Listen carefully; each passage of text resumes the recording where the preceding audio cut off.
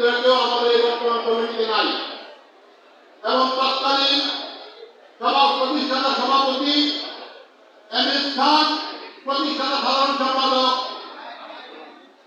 ফজিলুর রহমান আকবর, উনি অসুস্থ আছেন, ওনার জন্য দোয়া করবেন এবং অনেক অনেক নেতা কর্মী নাই আমাদের মাঝে, আমরা তাদের জন্য দোয়া করছি।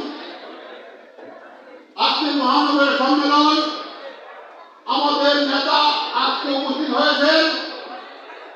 আমাদের নেতা আমাদেরকে রাজনীতি করার সুযোগ করে দিয়েছিলেন 18 নভেম্বর 1922 সালে।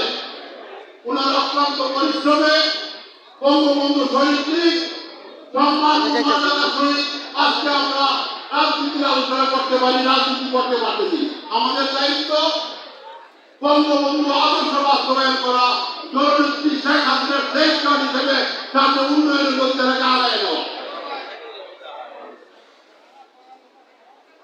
এই কারণে আজকে যে মহানগর কমিটি, আপনি আপনাদেরকে বলতে চাই, আপনারা কোনো অন্যায় সামনে বরদাস্ত করবেন না।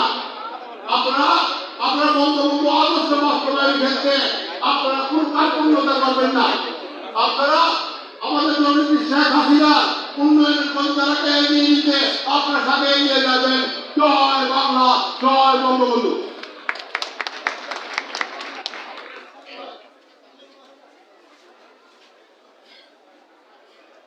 ধন্যবাদ জনাব অ্যাডভোকেট শওকত আলম আপনার জ্বালাময়ী বক্তব্যের জন্য। এ পর্যায়ে আমি বক্তব্য প্রদানের জন্য